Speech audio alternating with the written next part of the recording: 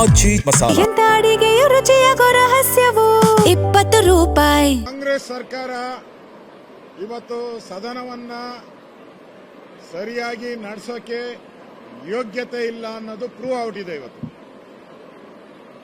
ಒಂದು ಆಡಳಿತ ಪಕ್ಷ ಸದನವನ್ನ ಹೆಂಗ್ ನಡೆಸಬೇಕು ಅನ್ನೋದು ತೀರ್ಮಾನ ಮಾಡೋದು ಆಡಳಿತ ಪಕ್ಷದ ನೇರ ಜವಾಬ್ದಾರಿ. ಆದರೆ ಸರ್ಕಾರ ಇವತ್ತು ಒಬ್ಬ ನಾಗೇಂದ್ರನಿಗೋಸ್ಕರ ಇಡೀ ದಲಿತ ಸಮುದಾಯವನ್ನ ಎದುರಾಕೊಂಡಿದ್ದಾರೆ ಕಾಂಗ್ರೆಸ್ ಅವರು.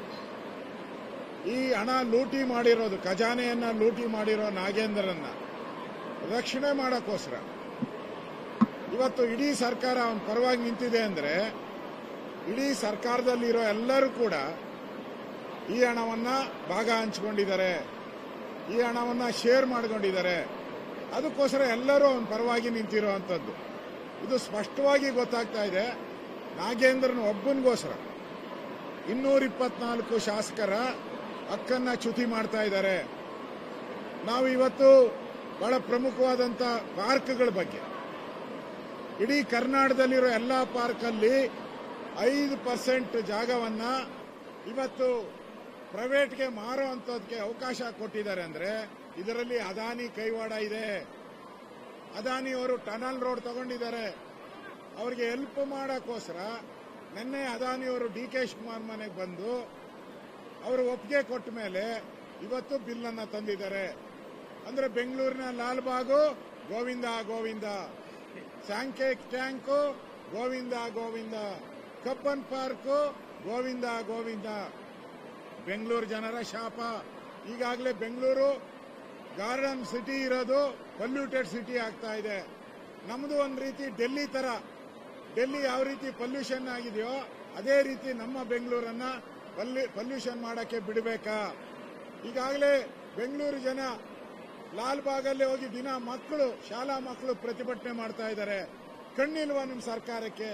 ನಾಚಿಕೆ ಆಗಲ್ವಾ ನಿಮ್ ಸರ್ಕಾರಕ್ಕೆ? ಈ ಬಿಲ್ ತರಕ್ ಮುಂಚೆ ಯೋಚನೆ ಮಾಡಿದ್ರ? ಬೆಂಗಳೂರಿನ ನಾಗರಿಕರು, ಬೆಂಗಳೂರಿನ ಮಕ್ಕಳು, ಮುಂದೆ ಬರೋ ಮಕ್ಕಳು ಇವತ್ತೇ ಆಸ್ಮಾ ರೋಗದಿಂದ ನರಳ್ತಾ ಇದ್ದಾರೆ. ಇವತ್ತು ಪ್ರತಿ 10 ಜನದಲ್ಲಿ 8 ಜನಕ್ಕೆ ಆಸ್ಮಾ ಬರ್ತಾ ಇದೆ ಬೆಂಗಳೂರಲ್ಲಿ, ಬಿಕಾಸ್ ಪೊಲ್ಯೂಷನ್ ಜಾಸ್ತಿ ಆಗಿದೆ. ಈಗ ಮತ್ತೆ 5% ಜಾಗವನ್ನ ನೀವು ಎಲ್ಲಾ ಪಾರ್ಕ್ಗಳಲ್ಲಿ ಕೊಟ್ರೆ ನೀವು ಅದಾನಿನ ಕಾಂಗ್ರೆಸ್ ಬಿಜೆಪಿ ಏಜೆಂಟ್ ಅಂತೀರಾ ಡೆಲ್ಲಿಯಲ್ಲಿ. ಇಲ್ಲಿ ಕಾಂಗ್ರೆಸ್ ಅವರು DK ಶಿವಕುಮಾರ್ ಅವರು ಅದಾನಿಯನ್ನ ರೆಡ್ ಕಾರ್ಪೆಟ್ ಹಾಕಿದ್ದಾರೆ. ಇದು ನಿಮ್ಮ ದ್ವಂದ್ವ ನಿಲುವಲ್ವೇನು? ಈ ಬಿಲ್ಲು ಬೆಂಗಳೂರು ಜನತೆಗೆ ಕರ್ನಾಟಕದಲ್ಲಿ ಎಲ್ಲೆಲ್ಲಿ ಪಾರ್ಕ್ ಇದೆಯೋ ಅದಕ್ಕೆಲ್ಲ ನಗರ ಪ್ರದೇಶಗಳಲ್ಲಿ ಅದಕ್ಕೆ ವಿರೋಧ. ಜನ ರೊಚ್ಚಿಗೆ ಹೇಳಬೇಕು. ಈಗಾಗಲೇ ನೈಸ್ ಟೋಲ್ ಬಗ್ಗೆನೂ ಜನ ಪ್ರತಿಭಟನೆಯನ್ನ ಮಾಡ್ತಾ ಇದ್ದಾರೆ. ಈ ಸರ್ಕಾರ ರೋಲ್ ಕಾಲ್ ಸರ್ಕಾರ. 65% ಕಮಿಷನ್ ಹೊಡಿತಾ ಇದೆ. ಇವತ್ತು ಎಲ್ಲ ಇಲಾಖೆಯಲ್ಲಿ 65%. ಈ ಬಿಲ್ಲುಗಳೆಲ್ಲ ತಂದಿದ್ದಾರಲ್ಲ, ಈ ಬಿಲ್ ಎಲ್ಲ ಚರ್ಚೆ ಆಗಬೇಕಾಯಿತು. ಇಡೀ ರಾಜ್ಯದ ಜನ ಇದರ ಪರ ವಿರೋಧ ಎಲ್ಲರೂ ಇದ್ದಾರೆ. ಇದು ಚರ್ಚೆ ಆಗಕ್ಕೆ ಅವಕಾಶ ಕೊಡದೆ ಏಕಾಏಕಿ ಬಿಲ್ ಪಾಸ್ ಮಾಡ್ತಾ ಇರೋದು ಸಂವಿಧಾನ ವಿರೋಧಿ. ನಾವು ಇವತ್ತು ತಯಾರಿದ್ದೀರಿ, ಬಿಲ್ ಬಗ್ಗೆ ಚರ್ಚೆ ಮಾಡಕ್ಕೆ ಇವತ್ತು ತಯಾರಿದ್ದೀರಿ. ಅವಕಾಶ ಮಾಡಿಕೊಡಿ. ಒಬ್ಬ ನಾಗೇಂದ್ರಗೋಸ್ಕರ ಯಾಕೆ ಈ ತರ ಮಾಡ್ತಾ ಇದ್ದೀರಾ?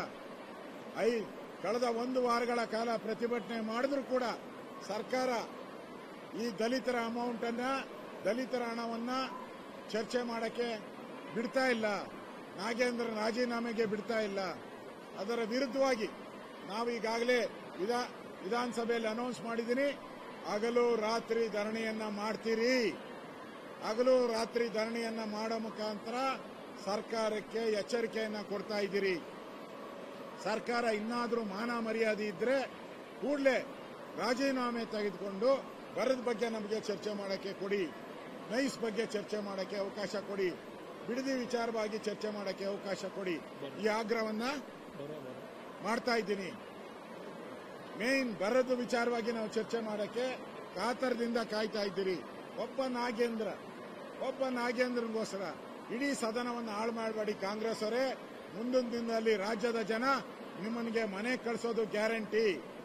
ರಾಜ್ಯದ ಜನ ಮುಂದಿನ ದಿನಗಳಲ್ಲಿ ನಿಮ್ಮನ್ನ ಮನೆ ಕಳಿಸ್ತಾರೆ. ನೀವು ಮಾಡ್ತಾ ಇರೋ ದ್ರೋಹ, ದಲಿತರು ನಿಮಗೆ ವೋಟ್ ಹಾಕಲ್ಲ. ನೆಕ್ಸ್ಟ್ ಯೋಚನೆ ಮಾಡಿ, ಇನ್ನಾದರೂ ಎಚ್ಚೆತ್ತುಕೊಳ್ಳಿ. ಈ ಹೋರಾಟ ಇಲ್ಲಿಗೆ ನಿಲ್ಲಲ್ಲ. ಹಗಲು ರಾತ್ರಿ ಧರಣಿಯನ್ನ ಇವತ್ತಿಂದ ನಾವು ಪ್ರಾರಂಭ ಮಾಡಿದಿರಿ. ಈಗ ವೆಲ್ಲಲ್ಲಿ ಹೋಗಿ ನಾವು ಪ್ರತಿಭಟನೆಯನ್ನ ಮಾಡ್ತಾ ಇದ್ದೀವಿ.